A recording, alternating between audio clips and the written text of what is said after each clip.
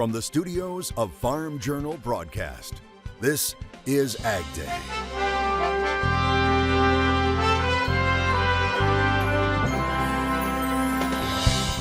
It's apple picking season. Apple picking starts the first day of September, so we have a lot more varieties first day of September.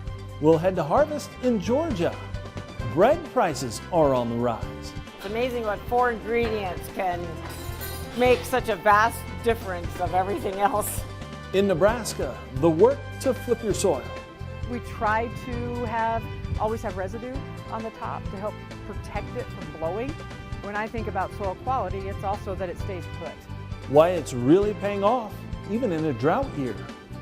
As diesel burns its way to short supplies, an update on harvest and hauling season rolls on.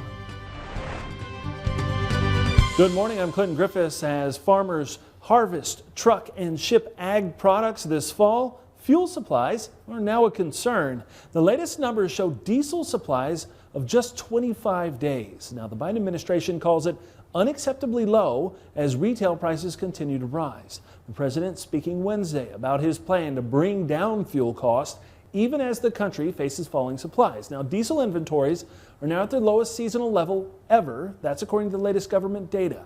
The shortage of the fuel key to farming, trucking, and heating is a serious worry for the Biden administration ahead of winter and that November election. Now, according to AAA, retail diesel prices now average $5.33 a gallon nationally. That's nearly 15 cents higher than a week ago, but still roughly 50 cents below the all-time high set back in June. One energy market analyst says it's more of a logistical issue rather than a straight supply shortage. Because of all the volatility in the market, it's been really tough for everybody around the supply chain to actually stock up. So it's kind of like we're in a mode where everybody needing stuff is just going to the airport the day they need to fly, and then and want to price a plane ticket, and then we're just having trouble keeping up. And I kind of expect that to continue. The national average price is nearly $2 a gallon higher today than it was a year ago. Diesel shortages aren't just a problem here. Europe also facing a crisis of its own as it prepares to block fuel imports from Russia, its largest foreign diesel supplier. Meanwhile, food, energy prices, and inflation sparking protest in France this week. Several thousand people showing up to protest the increasing cost of living.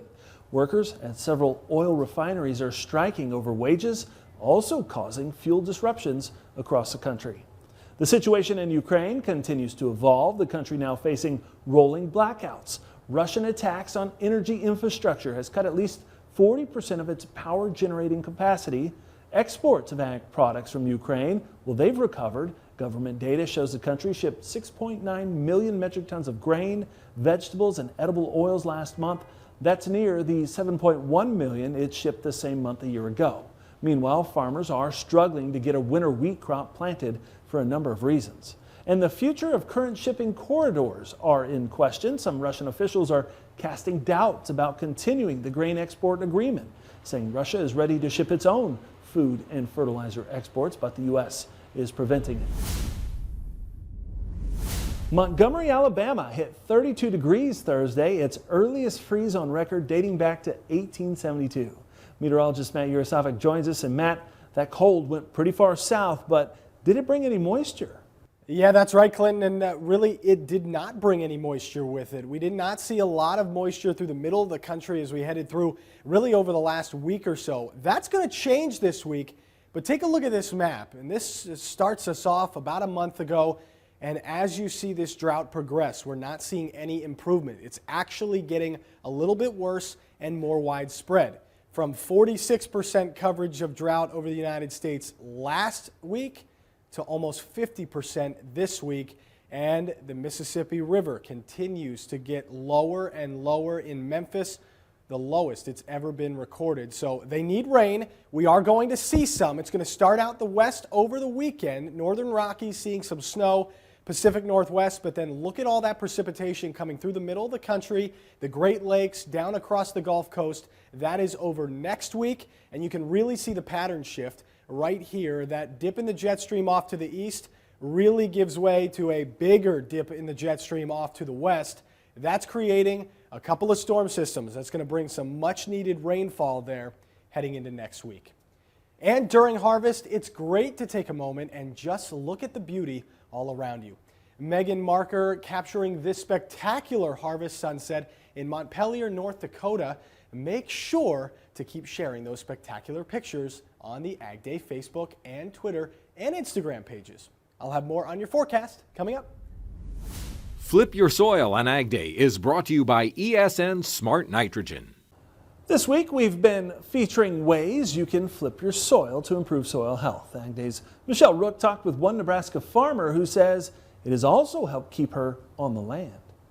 Clinton, in a moisture deficit area like southwest Nebraska, conservation and regenerative practices have long been a staple for farmers. These methods boost soil health and help make their farms more productive and economically stable. That's important, especially in drought years like 2022. Conservation is farming in southwest Nebraska. That mindset is a necessity for farmer Tracy Zink. Moisture is typically scarce where she farms near Indianola, Nebraska, so it's essential she preserve every drop. She accomplishes that by disturbing the soil as little as possible, even for weed control. For the most part, all of our dry land, we try very hard to be no-till. If weeds get away from us or they're resistant, we try to only do the spot where the resistance is. No-till practices have improved organic matter and soil health, which help keeps even heavy rains from running off and eroding the soil.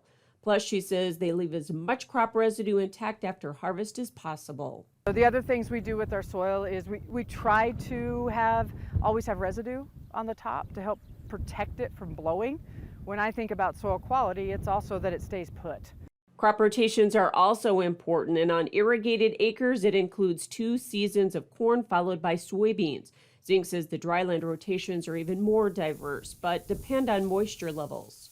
We always do wheat, hard red winter wheat. That is our base for the next crop. So following that, half of our wheat acres go to milo, half of our wheat acres go to corn. And then the following year, they become corn or milo. The year following is typically summer fallow. Now, Zink does annual soil testing to set a baseline for fertility. And with the arid environment, she says she has to strike a balance between yield and conservation. I don't look for home runs in yield because I don't have the water for it. So I already have to have that conservation set for my yield goals. Every practice Zink incorporates on her farm must fit into her holistic approach to conservation because she wants to continue the work her grandparents started. As you look out and around, none of this would be possible if we weren't incredibly mindful about proper stewardship of soil conservation, managing what the wind and water erosion can do to it. And by improving soil health, she knows her farm will also be sustainable for years to come.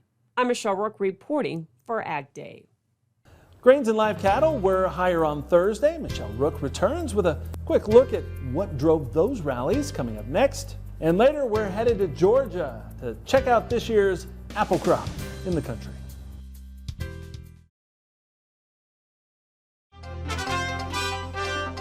Grains ended higher Thursday, led by soybeans and meal, while live cattle had another strong technical day. Michelle Rook has this morning's analysis. A higher day on Thursday with the exception of the feeder cattle market. John Heinberg with Total Farm Marketing is with us with analysis. Grains had an up day on Thursday. Of course, outside markets were helpful, John, but how much of it was just kind of a technical bounce, do you think? You know, the price movement, especially in that soybean market, started on Wednesday with markets just coming off those lows, finishing higher. Then we got some confirmation on some Chinese business on the overnight.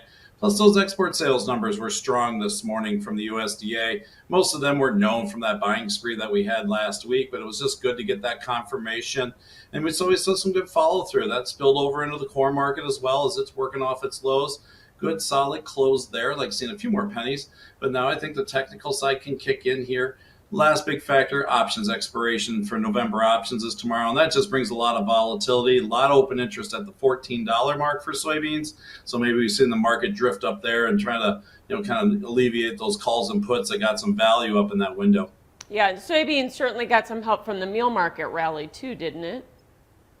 Yes, it did. Meal looked like it was on the verge of possibly breaking through and did find some good buying support today. So that's encouraging to see that on the chart. We've been so driven by the oil market for so long here now. Now maybe meal can take the lead, just on some of the feed demand side of things. And, the meal-led rally in beans can give you a lot of support.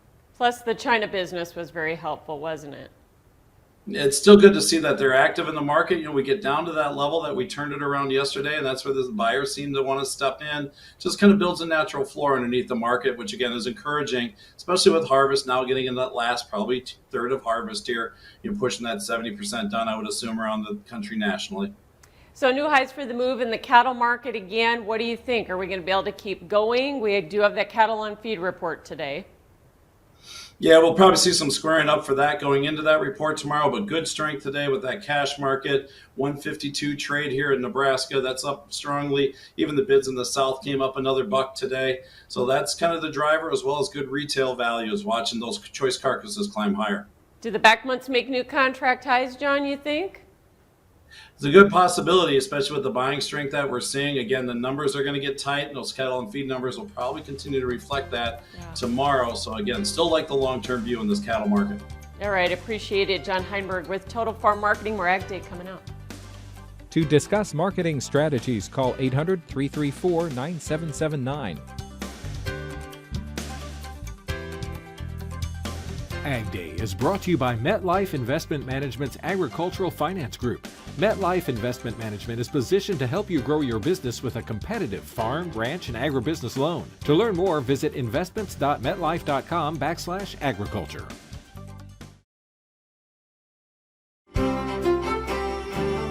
Meteorologist Matt Yurosavik joining us here, Matt. And as we look at this drought monitor, obviously still dry, still expanding. Do we think there's any rain in the forecast, though? Yeah, there is going to be a pattern shift as we head through this week. That's going to bring more rain to the center of the country, to parts of the upper Midwest. Could slow down harvest, but it will be good for this drought. And again, taking a look at our drought monitor, you can really see it's been expanding over into parts of the Great Lakes, into the Mid-South, and into the Southeast as well, continuing to dry out. And again, we've seen a lot of news about the Mississippi River, how low it is, and with harvest ongoing, a lot of grain has to be shipped down through the Mississippi. So things, again, getting extremely bad there along the Mississippi all the way down into parts of Louisiana, again, Arkansas, up into Missouri as well. So we'll continue to keep an eye on that, but this is why drought conditions continuing to expand. Not a lot of rain has been seen through the middle of the country over the last week and a half. We are going to get more of that, though, and that comes through the middle part of this week. We're going to see a pattern shift here. Right now, a dip in the jet stream off towards the east. That will move back up to the north. That's going to push that cooler air back up into Canada, but we're going to see kind of that pattern shift. We've got now that trough in the west, a big ridge building in the east. We're going to see some warmth here through the weekend and into early next week, but notice what's going on right here.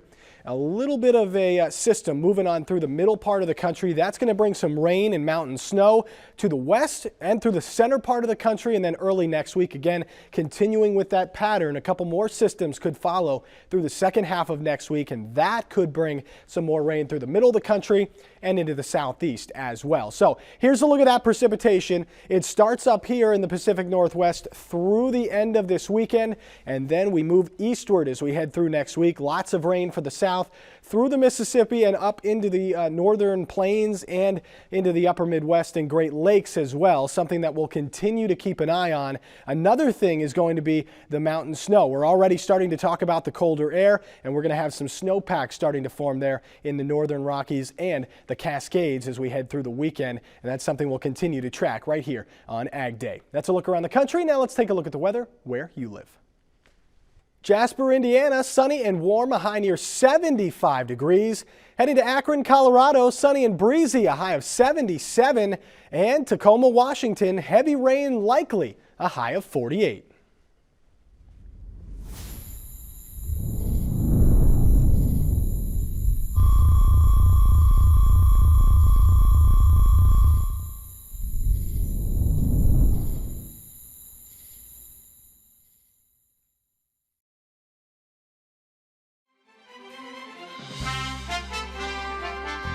Inflation stayed hot in September, but we don't need new government data to tell us that.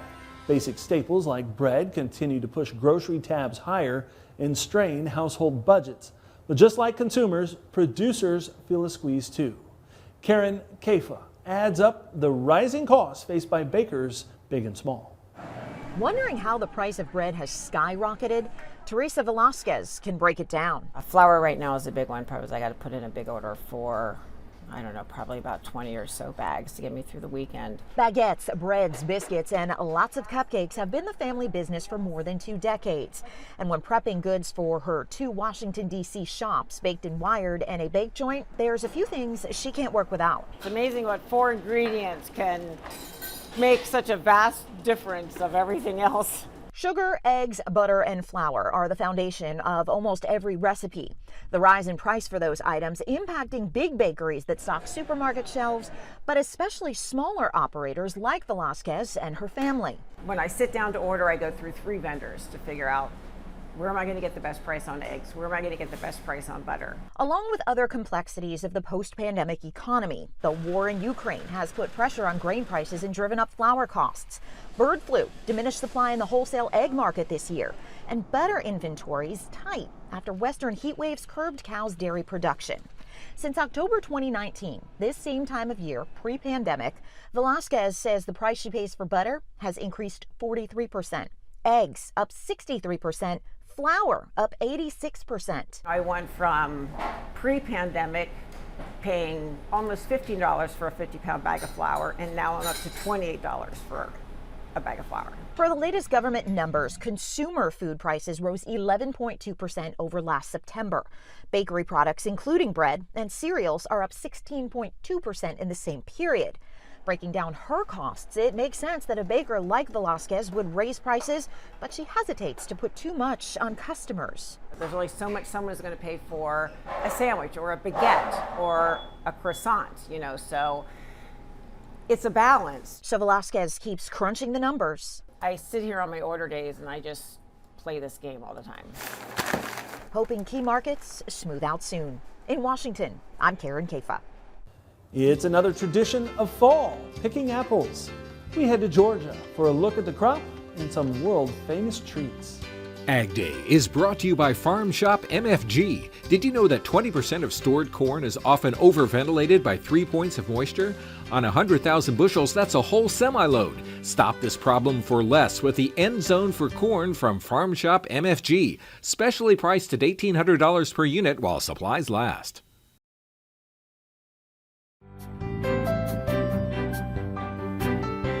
Coming off a disastrous 2021 in which most of their crop was wiped out by a late freeze, apple producers in Georgia enjoyed a near perfect growing season this year. Damon Jones of the Georgia Farm Monitor takes us to one you-pick operation that is back with one of its world-famous apple treats. At long last, apple orchards in North Georgia are back up and running and the trees are overflowing with fruit. This following a rough year in which growers watched a late freeze decimate a promising crop and bring business to a standstill. Well, last year we lost our whole crop cold weather in April. It killed them in April.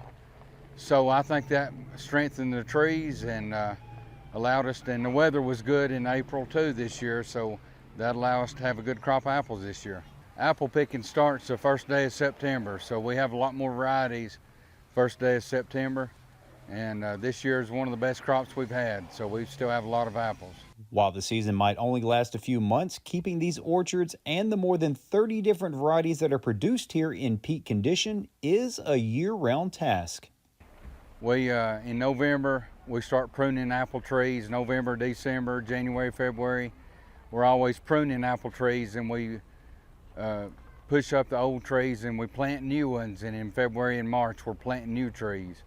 So each year we're trying to add new varieties and more trees to the orchard every year. All that hard work is certainly appreciated by the thousands of visitors who make the trek to this North Georgia institution during the fall to enjoy a little fun in the sun. A lot of families come up here and they stay all day. We have a lot of activities on the weekends for people to do, and a lot of farm fun activities, and they come out and we've got real good view of the mountains, and they bring a picnic and they just stay all day with us.